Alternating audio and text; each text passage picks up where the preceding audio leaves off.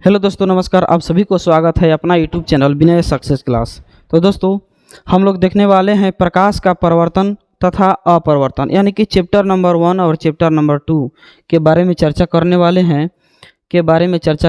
हैं। ठीक है। और यह साइंस केवल 10th क्लास फिजिक्स के बारे में बात कर रहे हैं। ठीक है। साइंस में 3 भाग होते हैं, फिजिक्स, केमिस्ट्री और बायोलॉजी। 10th क्लास की तीनों एक के ही में रहते हैं। ठीक है।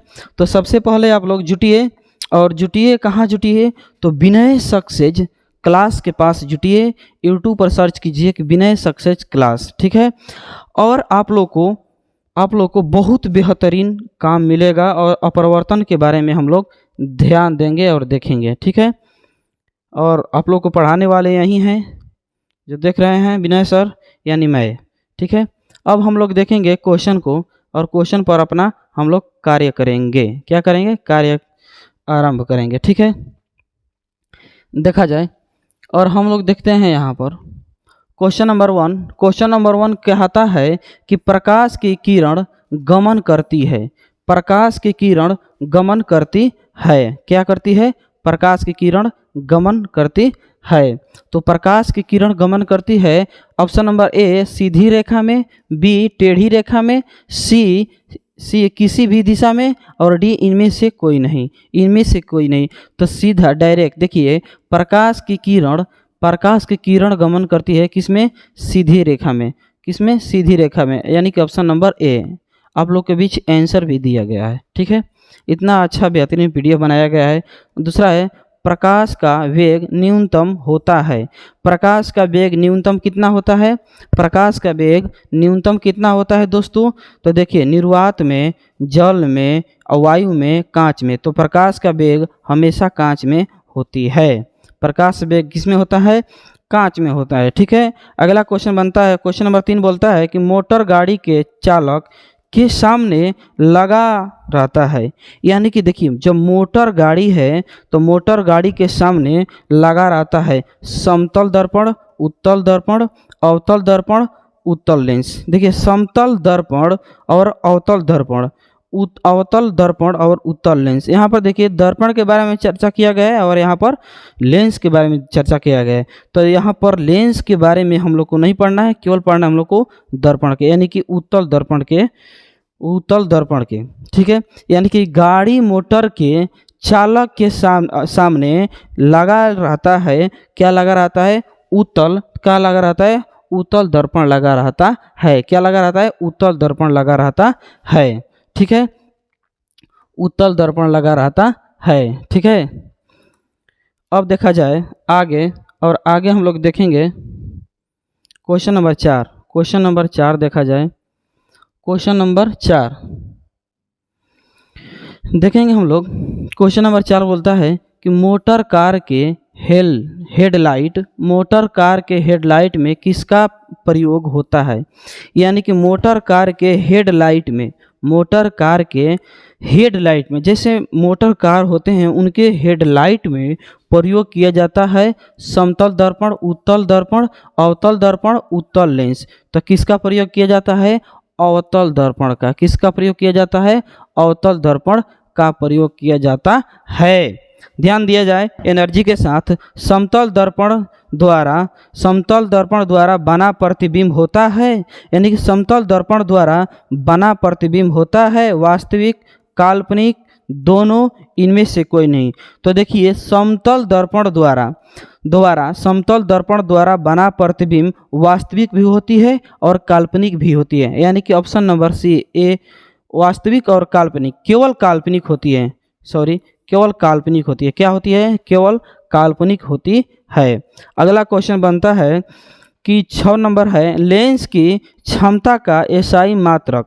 यानी कि जो लेंस है और लेंस की क्षमता का एसआई मात्रक क्या होता है? डायोप्टर होता है, ल्यूमेन होता है, लक्स होता है, इलेक्ट्रॉक्स होता है। तो सबसे पहले लेंस के बारे में हम लोग को बात किया गया है, और लेंस की क्षमता क्या पूछ रहा है? क्षमता पूछ रहा है, यानी कि पावर पूछ रहा है। ठीक है। लेंस की क्षमता का एसआई मात्रक क्या होता है? तो ऑप्शन नंबर ए डायोप्टर होता है। ठीक है। ऑप्शन नंबर ए डायोप्टर होता है। अगला क्वेश्चन नंबर 7 है और 7 नंबर बोलता है, 7 नंबर क्या बोल रहा है, ध्यान दिया जाए कि प्रकाश के किरण का पथ दर्शाने वाले चित्रों का कहा जाता है। यानी कि प्रकाश के किरणों के बारे में बोला जाता है। तो किरण यानी किरण आरेख, फोकस, किरण पुंज और इनमें से सभी। देखिए प्रकाश के बारे में बात किया गया है। प्रकाश की किरणें का पथ, आप लोग को आंसर यहीं पर दिखाई दे रहा है। किरणों का पथ क्या है, किरणों का पथ के बारे में बात कर रहा है तो किरण आरेख हो जाएगा। क्या हो जाएगा, किरणों के बारे में बात कर रहा है तो यहाँ पर इसका राइट आंसर हो जाएगा किरण आरेख होता है। ठीक है, किरण आरेख होता है। अगला है क्वेश्चन क्या बोलता है कि 2D क्षमता वाले लेंस का फोकसांतर होता है। यानी कि 2D क्षमता वाले लेंस का फोकसांतर होता है तो 20 सेंटीमीटर, 30 सेंटीमीटर, 40 सेंटीमीटर, 50 सेंटीमीटर। तो इसका राइट आंसर हो जाएगा 50 सेंटीमीटर हो जाएगा। कितना हो जाएगा, 50 सेंटीमीटर हो जाएगा। ठीक है, कितना हो जाएगा, 50 सेंटीमीटर हो जाएगा। अगला क्वेश्चन है दोस्तों, किसी उत्तल लेंस का फोकसांतर 50 सेंटीमीटर है तो उसकी क्षमता होगी। देखा जाए क्वेश्चन इसी में से है और दोनों क्वेश्चन सेम है, थोड़ा सा इसमें अंतर है। यानी कि किसी उत्तल लेंस का फोकसांतर 50 सेंटीमीटर है तो उसकी क्षमता होगी। उसकी क्षमता क्या होगी, तो आप लोग के बीच आ जाएगा आंसर डी। आप लोग के बीच क्या आ जाएगा आंसर डी, यानी कि +2D। 2D जब पूछ दिया तो +2D राइट आंसर बन जाता है। यहाँ पर क्या होता है, +2D। क्या होता है, +2D। अगला क्वेश्चन है और अगला क्वेश्चन नंबर 10 है। क्वेश्चन नंबर 10 कहता है कि प्रकाश के किरणों के समूह को कहते हैं। यानी कि प्रकाश के किरणें के समूह को क्या कहते हैं। इसका मतलब कि प्रकाश के किरणें के समूह को क्या कहते हैं, प्रकाश स्रोत, प्रकाश पुंज, प्रदीप्त और प्रकिरण। तो इसका राइट आंसर हो जाएगा किरण पुंज। क्या हो जाएगा, किरण पुंज। Option number B, option number B क्या हो जाएगा दोस्तों, ऑप्शन नंबर बी हो जाएगा। ठीक है, अगला है उत्तल लेंस की क्षमता होती है। यानी कि उत्तल लेंस की क्षमता होती है, धनात्मक होती है, ऋणात्मक होती है। ए और बी, धनात्मक और ऋणात्मक दोनों होती है या इनमें से कोई नहीं। अब देखिए धनात्मक, ऋणात्मक, ए और बी, यानी कि धनात्मक और ऋणात्मक दोनों और इनमें से कोई नहीं। तो इसका राइट आंसर हो जाएगा, उत्तल लेंस के बारे में बात होगा तो उत्तल लेंस पॉजिटिव होता है, प्लस होता है। तो इसका हो गया क्या हुआ, धनात्मक हो गया। क्या हो गया, धनात्मक। ठीक है, इसमें कोई डाउट, कोई दिक्कत की बातें नहीं है, कोई दिक्कत की बातें नहीं है। ठीक है, अगला क्वेश्चन है, अवतल लेंस की क्षमता होती है। यानी कि अवतल लेंस की क्षमता क्या होती है, धनात्मक होती है, ऋणात्मक होती है, धनात्मक होती है। ए और बी दोनों, इनमें से कोई नहीं। तो इसका राइट आंसर अवतल लेंस के बारे में बोला जाए तो निगेटिव, यानी कि अवतल लेंस। ये देखिए अवतल यानी कि अवतल मतलब निगेटिव, यानी कि माइनस में बात करेंगे। अवतल मतलब निगेटिव, माइनस के बारे में बात करेंगे तो ऋणात्मक, और उत्तल मतलब पॉजिटिव तो धनात्मक। ठीक है, धनात्मक। ओके, अगला क्वेश्चन पर हम लोग ध्यान देंगे। क्वेश्चन नंबर 13 है। क्या है, 13। क्वेश्चन नंबर 13 बोलता है, क्या बोलता है, क्वेश्चन नंबर 13 देखिए और ध्यान दीजिए, समझिए और बिल्कुल अच्छे से इस्तेमाल कीजिए क्वेश्चन का। देखिए उत्तल लेंस को कहते हैं, उत्तल लेंस को क्या हम लोग कहते हैं, अभिसारी लेंस कहते हैं। अभिसारी लेंस कहते हैं, क्या कहते हैं, उत्तल लेंस को हम लोग क्या कहते हैं, अभिसारी। Option number A, option number हो जाएगा इसका ए, अभिसारी लेंस। ठीक है, अब देखा जाए अवतल लेंस को कहते हैं, यानी कि अवतल लेंस को हम लोग क्या कहते हैं, अवतल लेंस को क्या कहते हैं, अभिसारी। देखिए अभिसारी कहते हैं, द्वि अवतल लेंस कहते हैं, अपसारी लेंस कहते हैं, इनमें से कोई नहीं, इनमें से कोई नहीं। तो इसका राइट आंसर हो जाएगा ऑप्शन नंबर सी, अपसारी। क्या हो जाएगा, अपसारी, अपसारी, अपसारी लेंस हो जाएगा। क्या हो जाएगा, अपसारी लेंस हो जाएगा। ठीक है, क्या हो जाएगा, अपसारी लेंस होगा। 15 नंबर है, निम्न में से कौन सा पदार्थ लेंस बनाने के लिए प्रयुक्त नहीं किया जा सकता है। यानी कि कौन सी पदार्थ लेंस बनाने के लिए प्रयुक्त नहीं किया जा सकता है। जल, कांच, प्लास्टिक, मिट्टी। बिल्कुल सही जवाब है मिट्टी। क्या हो जाएगा, मिट्टी हो जाएगा। ठीक है, क्या हो जाएगा, मिट्टी। ठीक है, अगला क्वेश्चन देखिए, और अगला क्वेश्चन हम लोग देखेंगे यहाँ से क्वेश्चन नंबर 15। अब देखेंगे क्वेश्चन नंबर 16। क्या देखेंगे, क्वेश्चन नंबर 16 देखेंगे हम लोग। क्या देखेंगे, क्वेश्चन नंबर 16। और क्वेश्चन नंबर 16 क्या बोलता है, क्वेश्चन नंबर 16 क्या कहता है, थोड़ा सा ध्यान दिया जाए और प्रकाश के परिवर्तन तथा अपरिवर्तन के बारे में ध्यान दिया जाए। ठीक है, और बहुत बहुत शानदार, बहुत शानदार। किस दर्पण से हमेशा वस्तु से यानी कि किस दर्पण से हमेशा वस्तु से छोटा प्रतिबिंब प्राप्त होता है। यानी कि कौन सी दर्पण है, कौन सी दर्पण है, इसमें बोलता है किस दर्पण से हमेशा वस्तु छोटा प्रतिबिंब बनाता है। कौन ऐसा दुनिया में दर्पण है जिससे प्रतिबिंब छोटा बनाता है, वस्तु क्या बनाता है, छोटा प्रतिबिंब प्राप्त होता है। ठीक है, तो देखिए, समतल, उत्तल, अगला है अवतल, तीसरा है, चौथा में है कोई नहीं। तो सबसे पहले हम बात करेंगे हमेशा वस्तु क्या बनाता है, छोटा प्रतिबिंब क्या बनाता है। जब छोटा के बारे में बात किया जाए तो इसका राइट आंसर हो जाएगा उत्तल। क्या हो जाएगा, उत्तल। इसमें कोई झंझट नहीं है। किस दर्पण से वस्तु का बड़ा प्रतिबिंब बनता है, किस दर्पण से वस्तु का प्रतिबिंब क्या बनता है, बड़ा बनता है। तो अवतल दर्पण से वस्तु का प्रतिबिंब बड़ा बनता है। ठीक है, थोड़ा फास्ट किया जाए। प्रकाश के परावर्तन के कितने नियम होते हैं, तो प्रकाश के परावर्तन के 2 नियम होते हैं। प्रकाश के परावर्तन के कितने नियम होते हैं, 2 नियम होते हैं। इसमें कोई दिक्कत की बात नहीं है। अगला क्वेश्चन है, और अगला क्वेश्चन बोलता है कि जब प्रकाश की किरण हवा से कांच में प्रवेश करती है तो मुड़ जाती है। यानी कि जब प्रकाश की किरण हवा से आकर कांच में प्रवेश करती है तो वह पुनः मुड़ जाती है। पुनः क्या होता है, मुड़ जाती है। क्या होती है, पुनः मुड़ जाती है। ठीक है, तो इसका राइट आंसर हो जाएगा दोस्तों, यानी कि अभिलंब के निकट। किसके निकट, अभिलंब के, किसके, अभिलंब के निकट, किसके निकट। ठीक है, अभिलंब के निकट हो जाएगी, किसके, अभिलंब के निकट हो जाएगी। ठीक है, आगे है, आगे क्वेश्चन क्या बोलता है कि फोटोग्राफी कैमरे का, अब देखिए, फोटोग्राफी कैमरे का अभिदृश्यक होता है।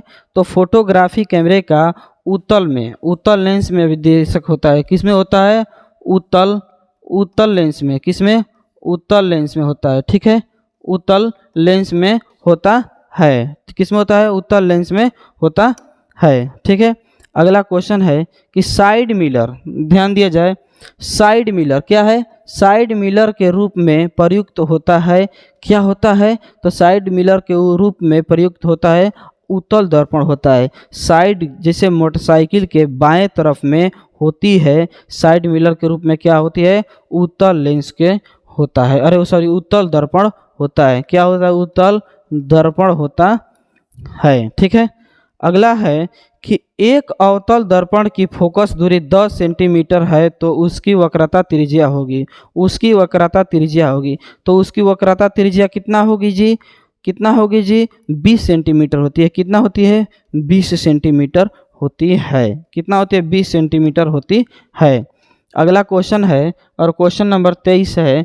23 क्वेश्चन को बोलता है निर्वात किरण एवं अभिलंब के बीच के कोण को कहते हैं, कोण को क्या कहते हैं, निर्गत कोण, यानी कि निर्गत कोण कहते हैं। ऑप्शन नंबर सी।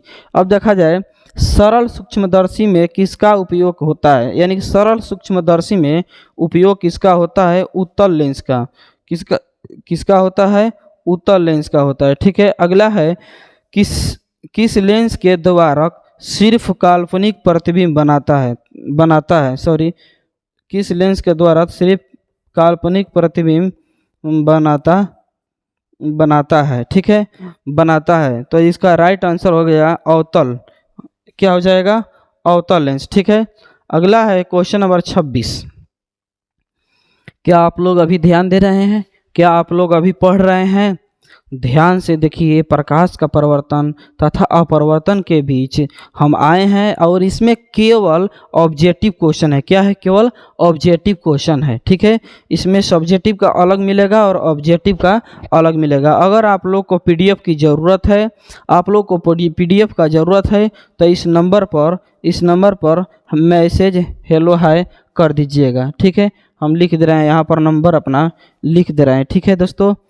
888419 पर हेलो हाय कर दीजिएगा। मेरा नाम VINAY विनय सर, ठीक है। अब देखा जाए, हम लोग देखेंगे क्वेश्चन नंबर 27। काल्पनिक प्रतिबिंब बनाता है, क्या बनाता है? सीधा बनाता है। ये तो आसान है। लेंस में मुख्यतः फोकस दूरी की संख्या कितनी होती है? देखा जाए, लेंस में मुख्य रूप से फोकस दूरी, यानी कि लेंस में मुख्य रूप से फोकस दूरी की संख्या कितनी होती है? यानी कि संख्या कितनी होती है? 2 होती है, 3 होती है या 4 होती है? तो इसका राइट आंसर हो जाएगा ऑप्शन नंबर ए, यानी कि 2 होती है, ठीक है। और यहाँ पर थोड़ा सा दिखाई दे रहा होगा, तो देखिए, सर्चलाइट का परावर्तन सतह होता है। क्या होता है? ऑप्शन नंबर बी, अवतल होता है। क्या होता है? अवतल होता है, ठीक है, अवतल होता है।